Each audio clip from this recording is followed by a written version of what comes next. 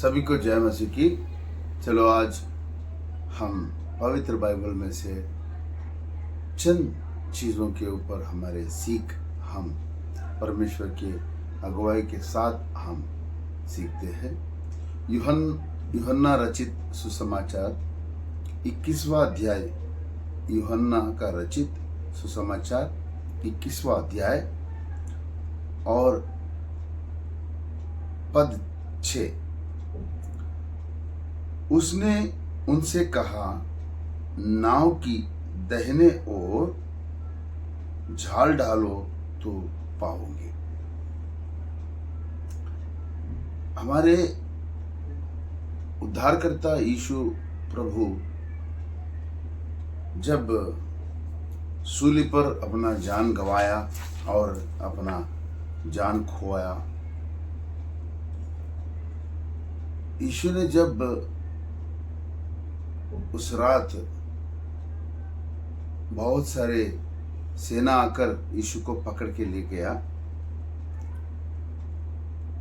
यीशु ने फिर बाद में जी उठा। अपने वचन के अनुसार वो जी उठा और मृतकों से भी वो जी उठा है। तब सब चेले ने क्या किया?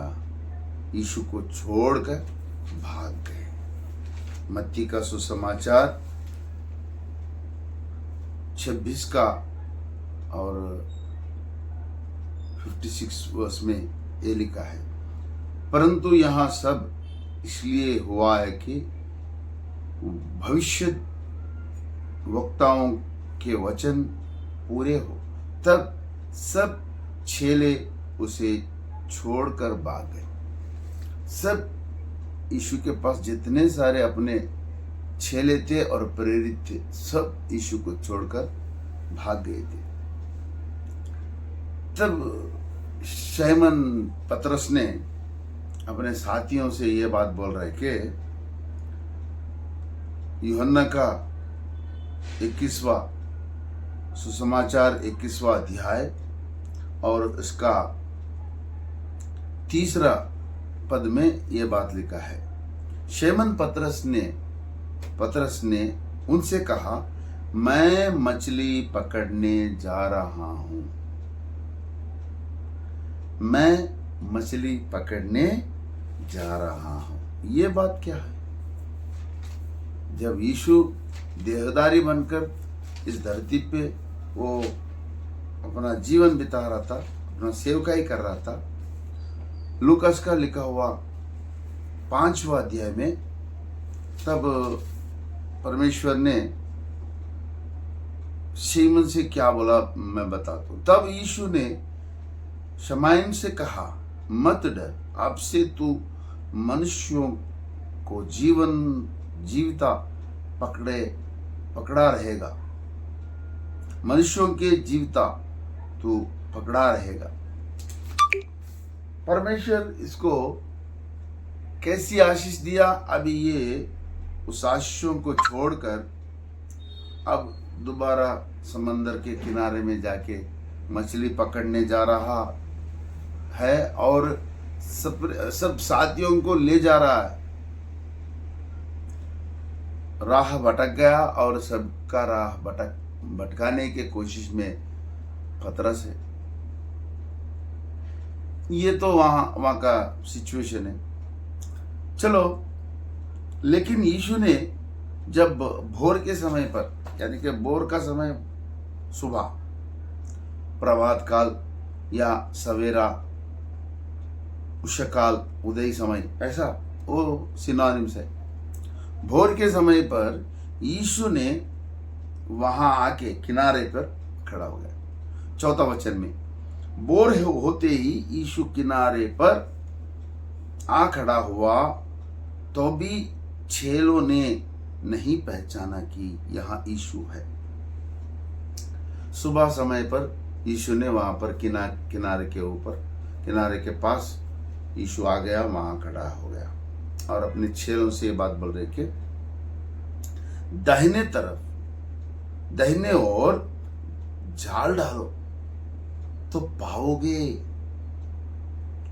वो समय भोर का समय है, सुबह का समय, अकॉर्डिंग टू एक्वाकल्चर यानी कि जलीय कृषि के अनुसार, जब सुबह का समय पे मछली किनारे पे नहीं आता है, no fish will come to the shore when it is getting morning. क्यों मछली सुबह समय नहीं आती, आपको मालूम है? अल्ट्रा वायलेट रेस जब पानी पे गिरे तो मछली मर जाते हैं। सो सुबह के समय पे कोई भी मछली किनारे पे नहीं आएगा, समंदर के गहरी स्थलों में जाके छिप के रहेगा, फिर बाद में 10-12 बजे के समय पे फिर बाहर आएगा। तो उसी समय में, भोर के समय पर यीशु ने अपने चेलों से यह बात बोल रहे कि दाहिने और जाल डालो। This is according to the aquaculture, against the aquaculture, जलीय कृषि के खिलाफ में यीशु ने अपने बात बोल रहे। उस समय में कोई मछली भी किनारे पर नहीं आएगा, लेकिन हमारे यीशु मसीहा सर्वशक्तिमान परमेश्वर है। जब उसने दाहिने और जाल डालो तो शिष्यों ने जाल दाहिने और डाले, लेकिन शिष्यों से पहले ये बात जो समंदर के गहरे स्थान पर बसे हुए मछली सुने, क्योंकि उनका भी सृजनहार यीशु ही है। वो मछली से डायरेक्ट आज्ञा नहीं दिया, यीशु ने अपने चेलों को आज्ञा दिया, लेकिन मछली ऐसा सुन रहे कि हमें आज्ञा मिला, इनडायरेक्ट आज्ञा, उनका आज्ञा ही नहीं था, ये तो शिष्यों के लिए आज्ञा था।